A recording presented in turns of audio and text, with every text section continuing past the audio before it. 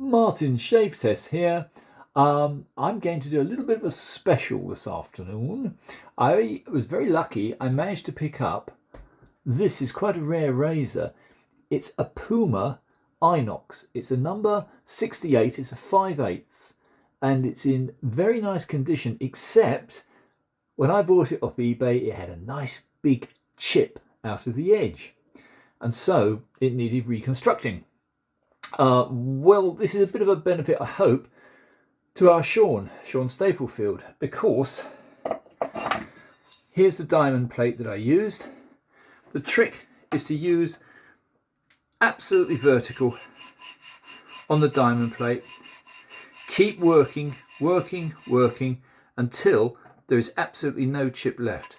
And when you're fairly certain using a loop, you should then stop, in my opinion anyway, and use a proper little handheld microscope just to check there's no residual crack and there's no and you have fully removed the chip. Anyway, I'm going to shut up and get on. I want to get two razors done this afternoon. This one, the chip has been fully removed. I have studied it. So now we're going to start to put a new bevel on it. And I'm going to use the 1K Super King, which is a massively thick stone. It has to be because it wears so quickly. This has been flatted. It's all ready to go. The other razor, which I'm going to do, is this, which is absolutely beautiful Theodore. This is, again, very good order. Obviously, being a stainless blade, there's no corrosion at all. I've taped them both because they were both in near mint condition and hadn't got any hone wear on their spine. So I think it's only fair to keep them like that. Also, this one, the Theodore, has a secondary bevel. So I've taped it again so that I can get to the first bevel and see how that works. Anyway, let's start off with this poor little fella. This was very unusual in as much as you can see by its Puma label. I don't think it was ever used. I think somebody bought it and almost immediately chipped the edge, didn't know where to take it. It came in this condition, very, very nice, but with this huge chip.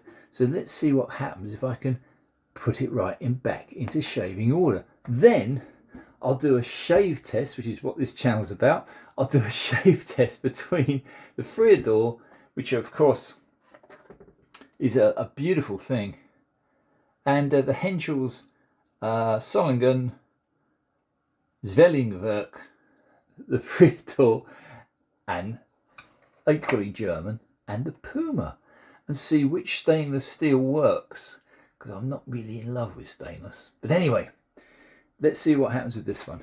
So this is now a fully lapped stone. So first things first, we'll just bring back the edge and see if we can redeem it. I'm not going to use a slurry, as this stone is a remarkably good stone. It's a coarse stone, very coarse stone. So in theory, it won't take very long to get an edge back. But at the moment, it's completely dead. So bear with me, chaps. Because really, I could have actually used the diamond plate to put the initial bevel on. Underwater, this is a very, very smooth stone. With a slurry, it really is quite remarkably rough. Can you hear that? That's without the running water. As you can hear, it's very rough. But we do need the occasional 1K.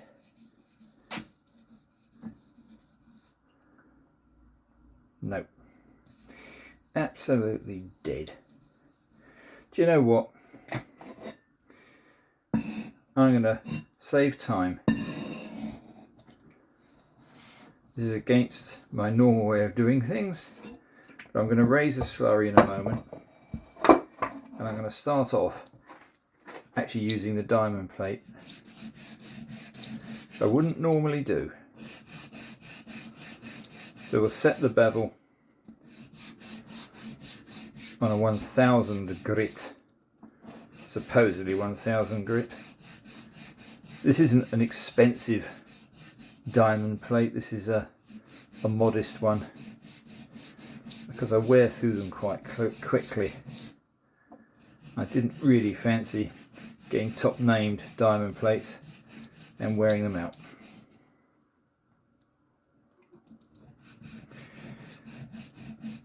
This will be my first, no, that's a lie. This will be, I think, my second attempt of honing and then shading with a stainless steel. I have gently touched up a couple of wolf blades, which are of course remarkable highest quality stainless steel. Yeah, slowly coming. It's actually warm here for a change. On the south coast, the dear old Blighty, south coast of England, and we've got our first little bit of warm weather. However, it is of course blowing a gale out there. You never get it all the ways. So, interesting. Yeah, I think I was wise to go to the diamond plate after coming, removing quite a deep, nasty little nick. It obviously needs a lot of bringing back. So this is a little experiment of how to bring back the edge, how to set the bevel. Once your bevel's set, all the other is just standard. It is definitely coming, but it might take a little while. If it does, chaps, I'll cut this video short. I've got no idea how to edit. I'm completely useless with computers. It's not my thing at all. And obviously, a modern phone, which I'm using, is a very advanced computer.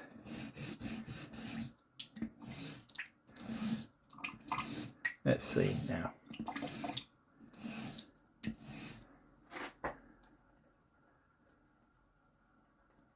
Yeah.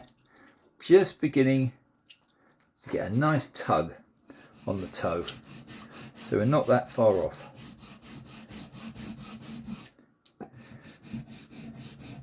So, yes, you can. You can bevel set on a diamond plate. I'm very glad I taped the spine. This was a very nice, very clean spine. I didn't really want to cover it in huge amounts of hone wear.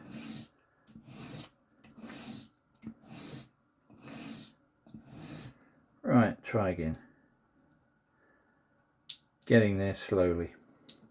Very slowly. Yeah, if this drags on too much longer, I'll just do the basic bevel set. And you've seen me do my other work before, so this is just me putting a restoration on what was a wrecked razor.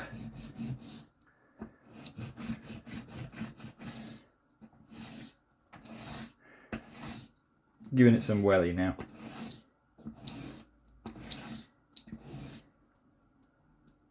Aha! Beginning. Yeah, I'll probably check in a minute just to make sure that the bevel has been set, but I think we're safe now to go back to the Kingstone. So, thank you, diamond plate. Let's work up a slurry on this Kingstone using the 4000 grit or 400 grit, whichever.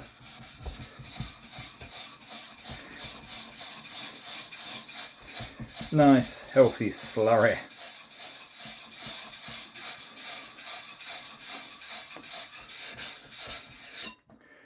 That's the slurry. Look at that. I can't even see what I'm doing as far as the camera goes. The sun is just beginning to come into the kitchen. So here we go. This is exactly like trying to hone on a house brick. This is really quite amazingly coarse. A 1K coarse stone. It's not showing any colour as far as the steel swarf goes. It's being absorbed by this very thick, glutinous, dark brown slurry. Let's see. Yep. Oh yeah, yeah. That's coming very nicely now. The nail test is quite good enough. Have to be very careful that, yeah, that the tape doesn't completely disintegrate, which is beginning to do. Because obviously black tape and a heavy grit stone are not the best of friends. But I think we're there. Yep, we're there. So that's it, chaps. That's the first stage. That's now crudely bevel set on a diamond plate,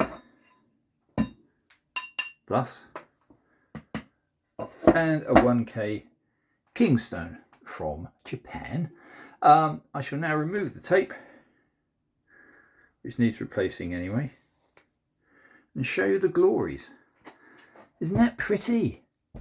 As you can see, well worth restoring and bringing back to being, hopefully, a very good razor from being a useless wreck.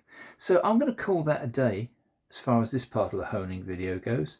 The rest is going to be done in the usual stone progression. Whether I end up putting a natural edge on it as a final edge, who knows. Anyway, chaps, I hope this is vaguely amusing. I hope it might be useful. And let me put the phone up. There we go. Anyway, there we are. There we have it. So that's going to be, by the end of this afternoon, a very fine Inox Puma razor.